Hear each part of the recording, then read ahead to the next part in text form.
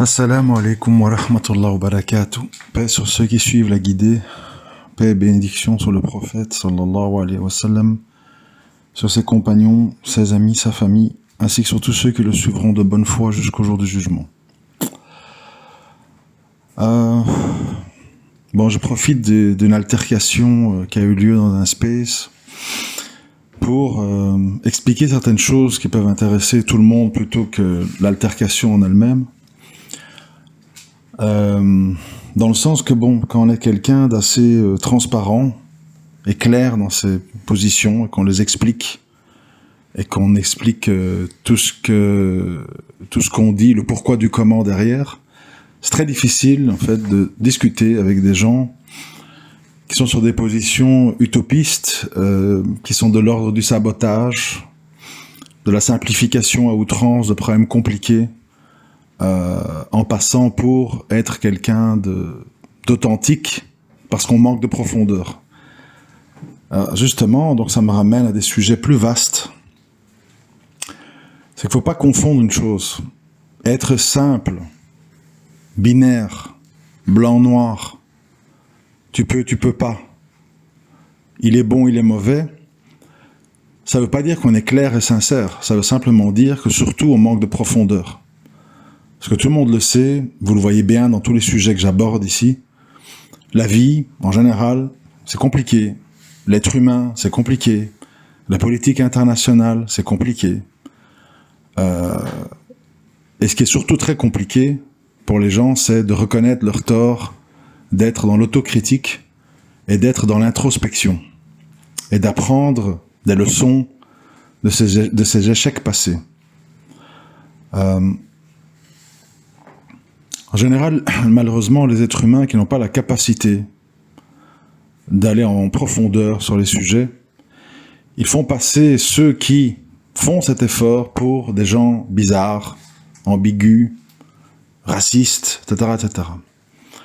Alors effectivement, dans cette altercation, je le dis et je l'assume, je ne suis pas quelqu'un qui me cache, moi, c'est pas mon habitude. J'ai dit oui, il y a des comportements qui sont pour moi de l'ordre, je sais pas comment on peut l'appeler. Moi j'ai utilisé le mot bougnolerie en fait.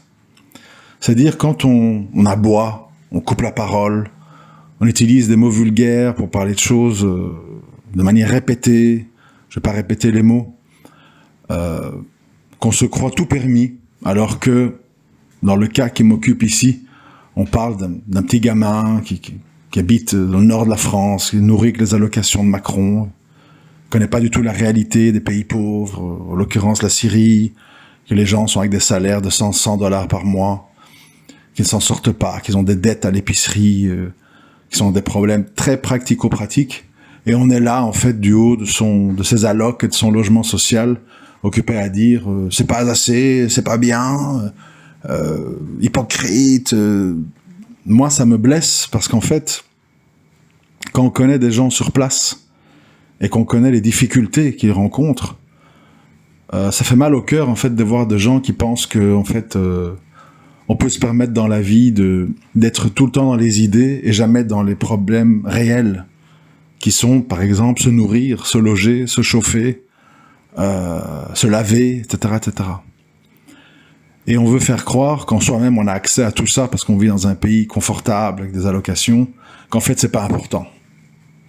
Donc moi, c'est vrai que ça me met hors de moi de voir en fait ce côté comme ça très ingrat et moqueur en fait envers ceux qui souffrent dans des conditions difficiles, alors que soi-même on n'y est pas. Je trouve ça très malsain et pour moi c'est de l'ordre du sabotage. Alors ça me met hors de moi, pourquoi ? Parce que on l'a vu toutes ces années, c'est facile d'exciter les gens en disant c'est pas bien, ceci, cela, bon. Quand on est critique, d'abord il faut être critique en disant bon, telle personne ne convient pas, telle personne ne me représente pas. Et alors on a le courage, c'est ça le problème, vous voyez. C'est là où ça me brûle en fait. On a le courage de dire bon voilà, moi mes positions et mon idéologie, c'est ça, ça, ça, ça. Alors, le problème c'est quoi ? C'est le manque de courage. J'explique. À un moment donné, il y a des gens qui disent, pour moi, La bonne attitude, c'est d'être intransigeant, pas de compromis sur l'islam. Si les minorités syriennes sont pas contentes, et je rappelle, pour ceux qui ne le savent pas, que la Syrie a la particularité d'avoir des minorités très importantes. 2 millions de chrétiens, 1,5 million de Kurdes, 2 millions d'Alaouites, 1 million de Druzes, etc., etc. Donc des minorités très importantes. C'est pas 1000 personnes par-ci, 5000 par-là. C'est des millions de gens. Et ces gens habitent, vivent et ont des enfants en Syrie. Ça veut dire qu'il faut en tenir compte. Ça veut dire que ces gens... Alors on dit non, ça impose à eux, et s'ils sont pas contents, on va les éradiquer. Bon. En gros, quand tu fais la somme de ce que tu entends, on me reproche de dire ça, mais je l'affirme, je le dis, je n'ai pas honte. Je dis c'est la méthode, c'est le discours que certains groupes ont tenu, et ces groupes, ils ont perdu la guerre. D'accord ? Alors, ils ont eu leur chance, ils auraient pu gagner, ils ont perdu la guerre. Donc à un moment donné, il faut se poser la question, dire, bon, est-ce que c'est une bonne méthode ? Est-ce que c'est une méthode qui a été payante ? Il faut se poser la question, au minimum. Parce que si le but c'est d'être dans l'autosabotage perpétuel et de ne jamais tenir compte de la réalité et d'être dans des espèces de rêves utopistes qui débouchent chaque fois sur des tragédies et des bombardements, des milliers de veuves et d'orphelins, des femmes prisonnières pendant 10, 15, 20 ans, c'est pas vraiment un projet de société.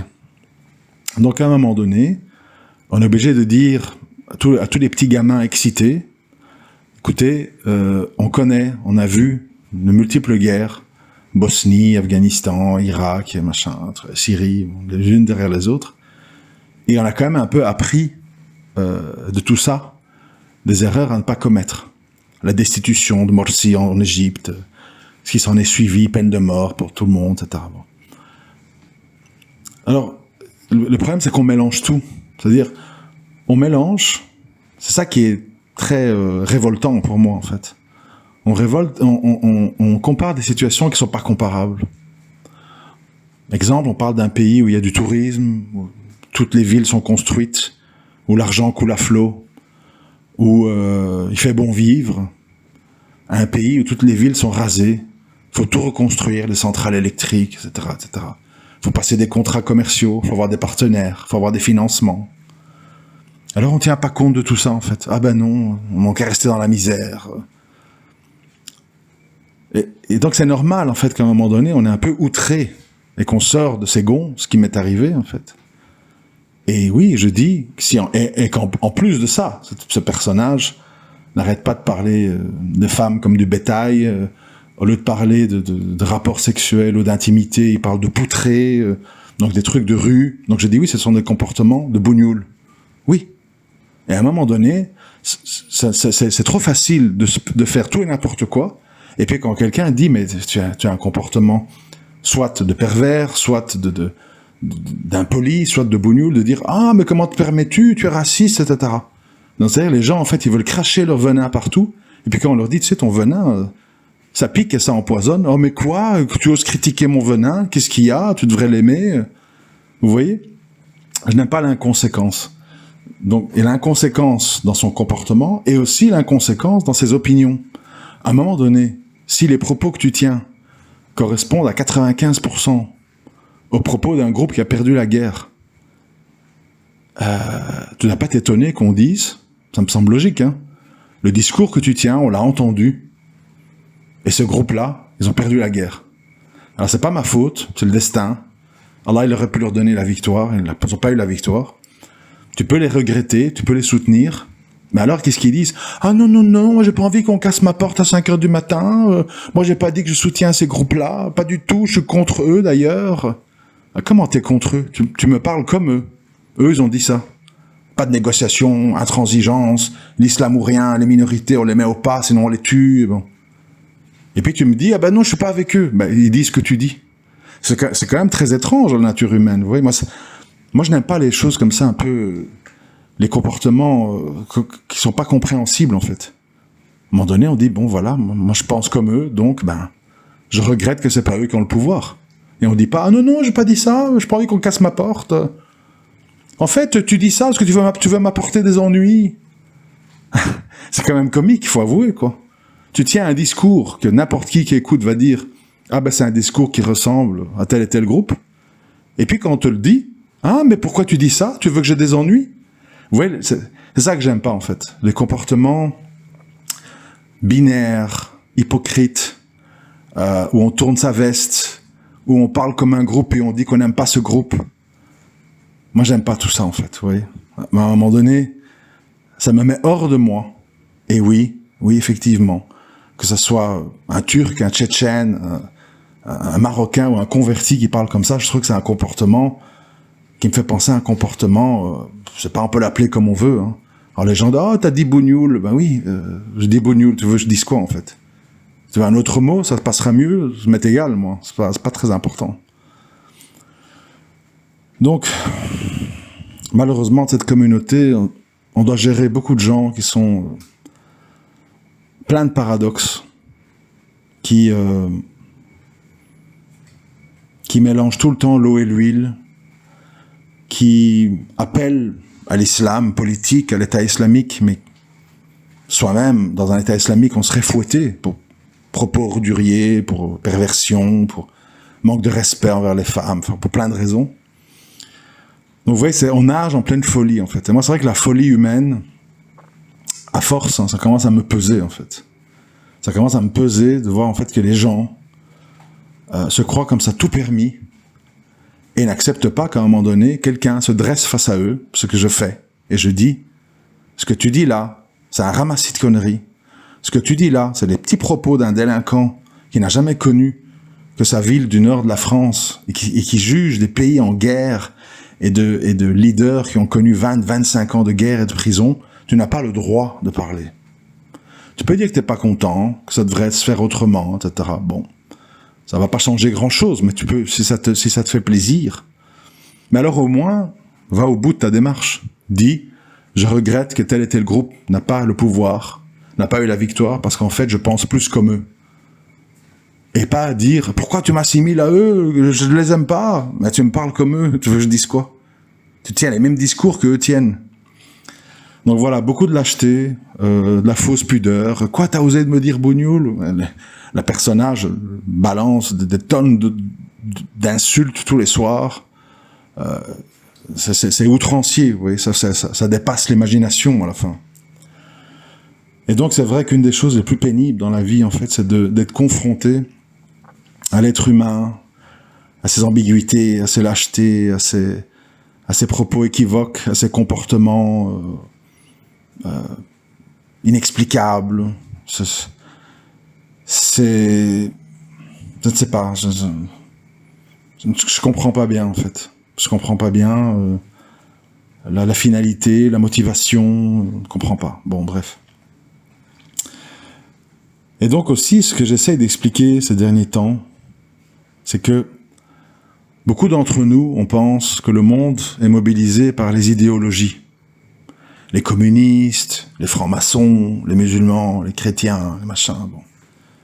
Au final, quand on observe ce qui se passe, on se rend compte en fait que les gens défendent des intérêts et sont opportunistes. Tout le monde. Pourquoi? Pour des raisons simples. Au final, il faut manger. Au final, personne n'aime prendre des douches glacées. Au final, tout le monde a froid en hiver.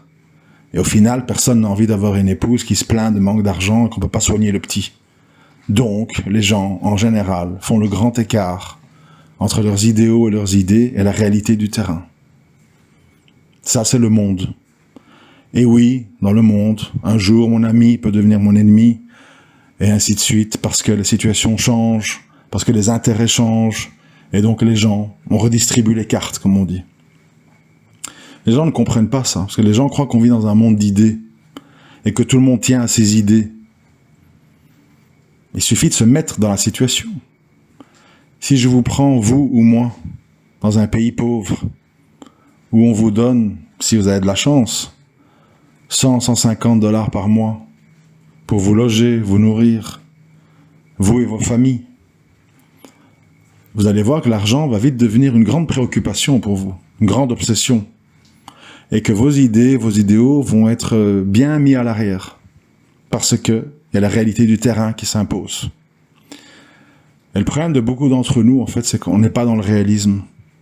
On voit pas la vie, on fait semblant, peut-être, on se ment à soi-même, parce qu'on a des allocs, etc., je sais pas. On voit pas la réalité en face que la plupart des gens dans les pays pauvres vivent. C'est des gens qui sont prêts à tout pour survivre. Payer des passeurs, venir en Europe, des fois faire des choses illicites, parce que les gens ont l'instinct de survie, parce que les gens, des fois, font des choses dont ils ne sont pas fiers, mais parce que ils estiment, à tort ou à raison, qu'ils n'ont pas le choix, et qu'il faut payer les factures, et qu'il faut manger, et qu'il faut soigner le petit frère, et qu'il faut consoler la maman, etc., etc. Donc, ça c'est l'avantage d'avoir du vécu, c'est qu'évidemment on a confronté les idées à la réalité. Et la réalité nous apprend, quel que soit le sujet, guerre, politique, mariage, amitié, etc., éducation des enfants, qu'il y a la théorie puis il y a la pratique. Alors, soit on peut jouer des jeux, fait semblant, ou soit on parle des sujets tels qu'ils sont. Oui, parfois, il faut fermer les yeux sur certaines choses, vis-à-vis de sa femme ou de ses enfants. Oui, parfois, il faut lâcher un peu la bride, il faut lâcher du lest, parce que sinon c'est le clash et il y a des problèmes graves. Oui, parfois, il faut faire des compromis. Oui, parfois, il faut patienter. Oui, parfois, il faut prêcher et attendre que la personne prête l'oreille. Ça peut prendre 6 mois, 1 an, 2 ans, 3 ans. Oui, nous vivons dans des pays où on ne peut pas contraindre les gens. Sinon, la loi est contre nous. Tout ça, il faut l'avoir compris. Parce que si on ne comprend pas ça, on ne comprend pas les gens, on ne comprend pas le monde, on ne comprend pas la vie. Et alors, on brasse du vent, on brasse des théories, et au final, en fait, on est complètement déconnecté de la réalité. Tout a démarré aujourd'hui sur la base d'une photo qui circule de la fameuse, trop fameuse, ou trop fameux, je sais pas ce qu'il faut dire, boxeuse algérienne, Iman, je ne sais plus quoi, donc bon, on a dit qu'il y avait des chromosomes hommes, enfin bref, j'en sais rien, qui pratique un sport illicite, qui est la boxe. Tout le monde le sait, hein. Je ne connais pas un seul savant qui dit qu'il est licite pour une médaille ou pour une coupe de frapper sur le visage de quelqu'un et se faire frapper sur son visage. C'est pas un sport, c'est en fait des bagarres sans raison valable autre que l'amusement et la course à l'orgueil et au trophée. Faut appeler un chat un chat. Cette personne a été reçue avec tous les égards à la mosquée de Paris, parce qu'elle est de nationalité algérienne, bon, soit. Et on voit sur cette photo, voilà, tous des imams qui sont là, habillés en blanc, certainement, qui parlent tous l'arabe, ils ont le Coran par cœur et compagnie, et qui sont là, en fait, devant cette boxeuse, à la recevoir comme une grande sainte, une grande prophétesse, quelqu'un de très respectable, etc. Donc bon, on est de nouveau dans des trucs hallucinants, en fait. Parce que ces gens-là qui sont censés représenter la religion, ils font des fatwas, etc. Ils vont dire quoi si un jeune vient vers eux, Cheikh, on peut pratiquer la boxe, je t'ai vu que tu as félicité la championne olympique. Ils vont dire quoi, en fait? C'est simple à comprendre, hein, c'est pas... Je dis pas des choses très compliquées, hein. Et donc ça montre à quel point ce virus de l'autosabotage, des paradoxes est entré partout, en fait. Dans le foyer, dans les mosquées, chez les gens qui parlent arabe, qui ont plein de sciences, etc., etc. Soi-disant, c'est le visa vers la grande justesse dans tout ce qu'on fait. Au final, on voit que ça ne protège de pas grand-chose. Puisque je crois qu'il ne faut pas être un grand savant pour savoir qu'on ne reçoit pas dans une mosquée une femme sans hijab qui pratique un sport interdit et la recevoir avec tous les égards qui trône comme un trophée au milieu d'une salle avec tout le monde assis en face d'elle qui la regarde comme un modèle. Eh ben bon, tu peux pas dire ça, donc tu es raciste, tu es jaloux, parle plutôt de la Syrie. Vous voyez, on est vraiment dans la 4e dimension, en fait. Et c'est vrai qu'à la fin, on a le vertige, on perd pied, et on se dit, mais en fait, est-ce que je suis devant des êtres humains, des espèces d'animaux? des gens qui font semblant, qui comprennent pas, des gens qui font exprès, des gens qui veulent juste m'énerver. On sait pas très bien quoi penser, en fait, finalement. Je vous dis, on perd pied. On se dit, je ne comprends pas. Alors, à force dans la vie de se retrouver devant des gens qu'on ne comprend pas, ben en fait, on se dit, bah attends, soit je suis entouré de fous, soit je suis fou. Il n'y a pas 10 000 solutions, en fait.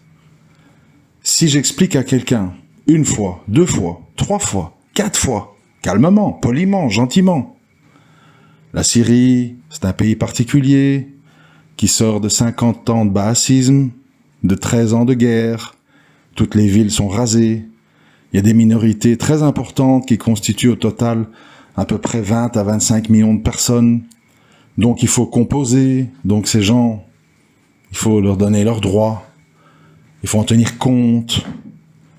Si tu dis ça, que les gens ne comprennent pas, tu te dis, bon, je fais quoi en fait? J'explique comment les choses. J'ai dit, oui, ce n'est pas le cas du Maroc, de la Tunisie, de l'Algérie. Il n'y a pas le même profil. Il n'y a pas eu 13 ans de guerre, toutes les villes ne sont pas rasées, et il n'y a pas des minorités comme ça de X millions de gens de telle ou telle confession. C'est un cas spécial, la Syrie. C'est pas facile à gérer, c'est compliqué. Et tu te retrouves devant des gens qui ne comprennent pas. Ah, tu ne sais même plus quel mot utiliser, en fait. Oui, mais non, parce que ça recommence. 1 fois, 2 fois, 3 fois, 4 fois, 5 fois. À la fin, oui, t'exploses. Tu t'exploses et tu dis ce que j'ai dit. Tu dis à la personne, ferme ta gueule, tu n'as pas le niveau pour comprendre. Tu es un petit gamin du nord de la France qui n'a connu que la prison pour des actes de faits divers, qui ne sait pas c'est quoi la guerre, qui ne sait pas c'est quoi une ville détruite, qui ne sait pas c'est quoi des orphelins. Tu ne peux pas, comme ça, jeter l'opprobre sur des gens qui sortent d'une période complètement infernale. Parce que comme on est outré à la fin, on explose. Parce qu'on est fatigué d'expliquer. On est fatigué de voir qu'on a en face de soi des espèces de bestiaux qui n'ont pas la capacité cognitive de comprendre que 1 plus 1 égale 2. Et donc tu perds la tête en fait. Tu dis mais c'est pas possible, j'ai quand même bien expliqué, je parle bien le français. Je fais des phrases bien construites. Je suis pas quelqu'un qui bégaye, qui mange ses mots, qui ne sait pas comment expliquer les choses. Donc tu dis, soit je suis fou, soit ces gens sont fous. Et c'est très perturbant de sentir à un moment donné que chacun, pour des raisons différentes, est plus ou moins fou. Ou stupide, je ne sais pas quel mot il faut utiliser, je ne sais plus quel mot il faut utiliser. Pas de qualificatif. Alors le problème, écoutez, bon, c'est qu'à un moment donné, il faut se rendre à l'évidence. Ces gens n'ont pas la capacité, ni la volonté, de se réformer, de comprendre, de tendre l'oreille. Et ces gens, en fait, doivent rester entre eux. Tu ne peux pas, comme je l'ai déjà dit pour l'histoire des couples, tu ne peux pas sortir quelqu'un de sa condition contre sa volonté.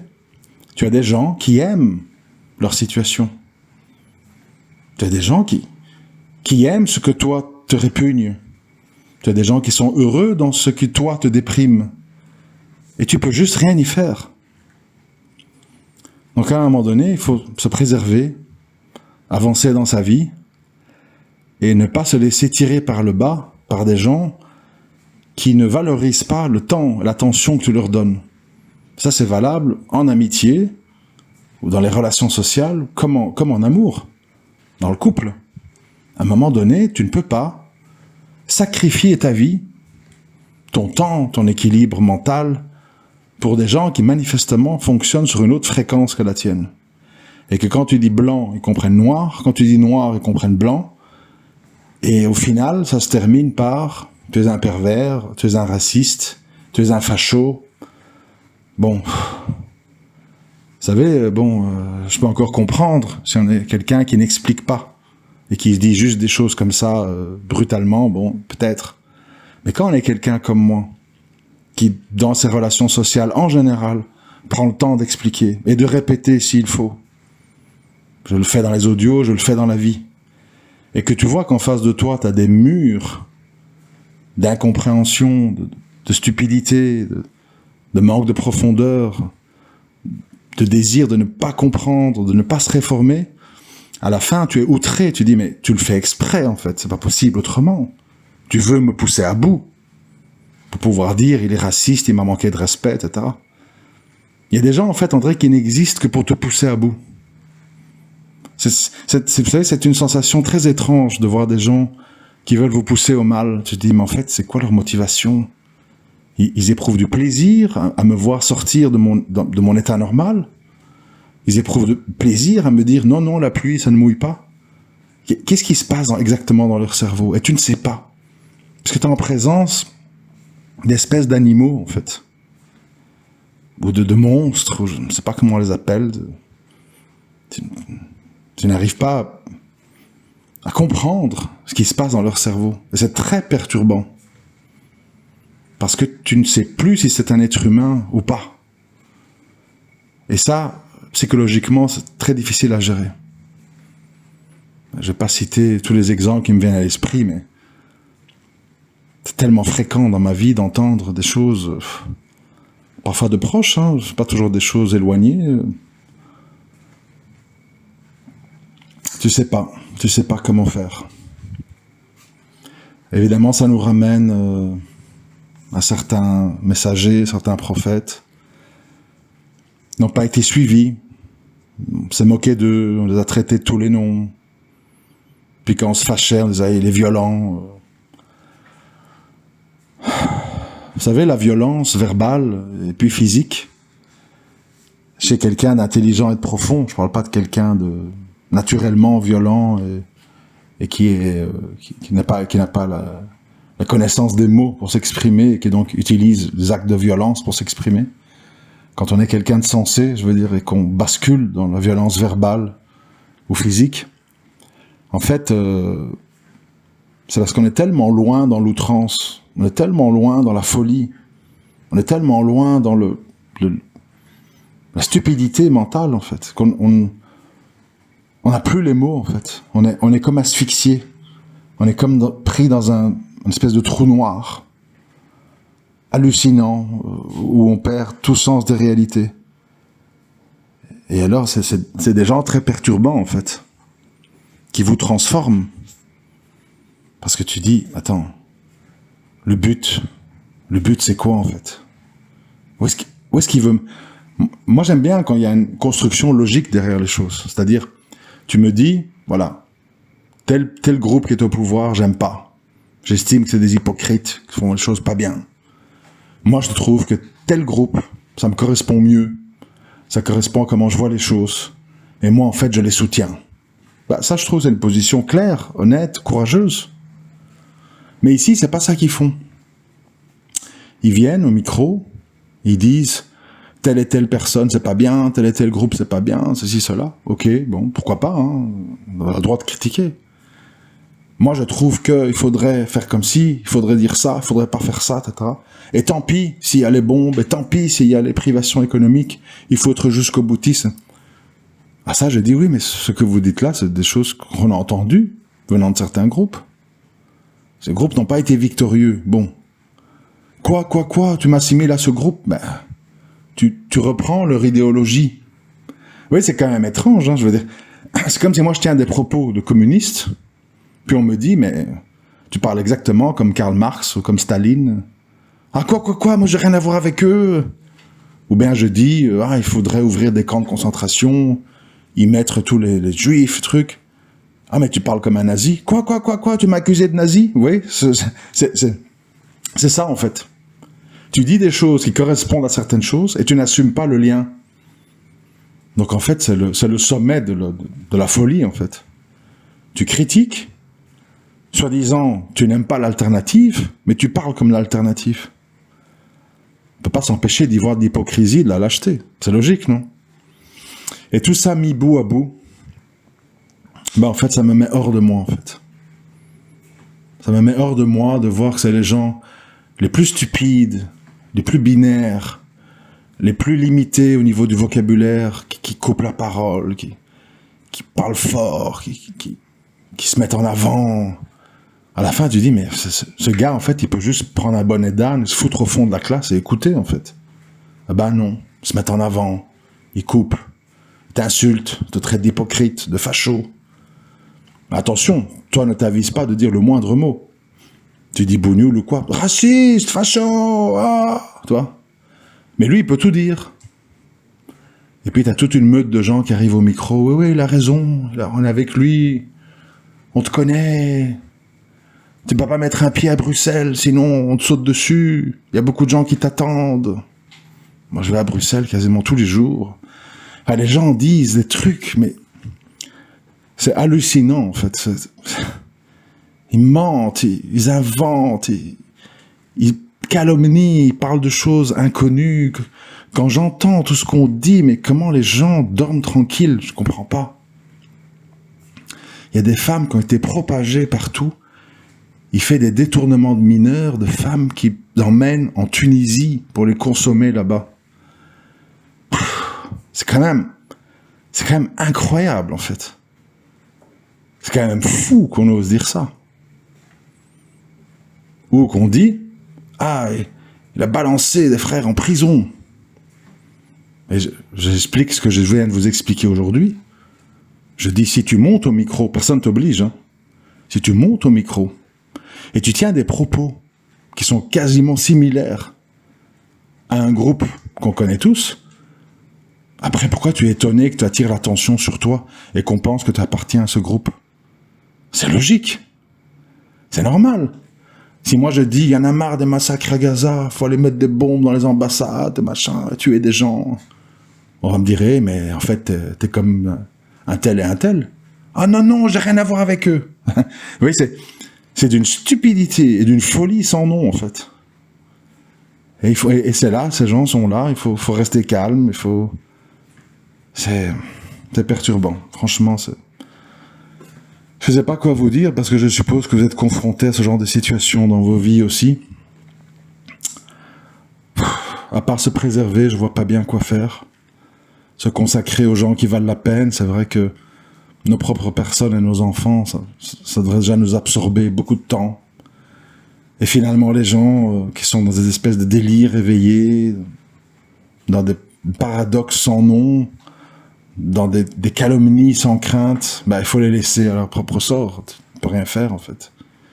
Tu peux pas... Moi, en fait, quand je sors de moi et que je dis des choses dures, voire insultantes, je dis pas que j'en suis fier, hein, bien sûr que non. C'est que vraiment, on m'a poussé à bout, quoi. C'est que vraiment, on m'a poussé au bout du bout. Et Allah est témoin, dans le cas de ce qui est arrivé, c'est une personne à qui j'ai parlé 4 fois, 5 fois, 6 fois, 7 fois. Calmement, gentiment, poliment, je l'ai repris dans mes contacts. Pour retomber dans le même truc, en fait. Il n'y a rien à faire. Parce que les gens prennent la gentillesse pour de la faiblesse. Ils prennent l'ouverture et la tolérance pour une possibilité de se réinfiltrer dans ta vie et de recommencer à dire « Tu vois, tu t'énerves et tu vois, t'es raciste. » Après t'avoir bien saboté, dit des choses enrageantes, en fait. Les gens sont pas sains, c'est comme ça. Et il faut se préserver parce que les êtres humains, en règle générale, ils ont une mentalité de sensu. C'est comme ça. Qui veut votre temps? Qui veut votre argent? Qui veut votre logement? C'est fatigant, en fait. Et les gens n'ont aucune crainte de vous emmener dans leurs problèmes. Parce que seul compte leur propre personne. C'est... Après moi le déluge, quoi. Donc, il n'y a pas d'autre choix, à un moment donné, pour pas sombrer dans tout ça, que de couper, de se distancier, et de laisser les gens patauger dans leur boue, tout seuls. Parce que malheureusement, ils veulent pas en sortir, ils veulent vous emmener dans la boue avec eux. Et vous salir, et puis dire, t'as vu que t'es sale comme moi, toi aussi t'es dans la boue, tu vois. C'est ça le truc très vicieux que les gens, ils ont. Mais bon, ça fait partie de l'épreuve, on doit composer avec tout ça. Et faut en tirer des leçons et des conclusions. Puis il faut aller de l'avant, il faut essayer de trouver des solutions les moins déstabilisantes possibles. Moi je sais qu'à chaque fois, ça c'est mon expérience, à chaque fois qu'en amour ou qu'en relation sociale, j'ai donné comme ça des 2e, 3e, 4e chances aux gens, toujours c'est revenu. Toujours, toujours, toujours. Les gens vous disent, par exemple, je sais pas ce qui m'a pris, je regrette, désolé, je me suis fait influencer, dans le fond, je savais que c'était pas vrai, mais bon, hein, bon. Tu dis, allez, bon, d'accord, allez, ok, tourne la page. Puis, ouf, ça revient. C'est comme ça. Alors là, il connaît les cœurs, et il y a des cœurs mauvais, malsains, malades, qui à votre contact se rebellent, se sentent qu'il y a quelque chose qui passe pas, vous n'êtes pas sur leur fréquence, et ça les rend nerveux, ça les déstabilise, et vous devenez une cible. Et vous aurez beau vous expliquer, vous aurez beau démontrer, ça ne servira à rien. Ça, c'est mon expérience. C'est pas gai, c'est pas optimiste, mais c'est mon expérience. Je vous remercie de m'avoir écouté. Assalamu alaikum wa rahmatullahi wa barakatuh.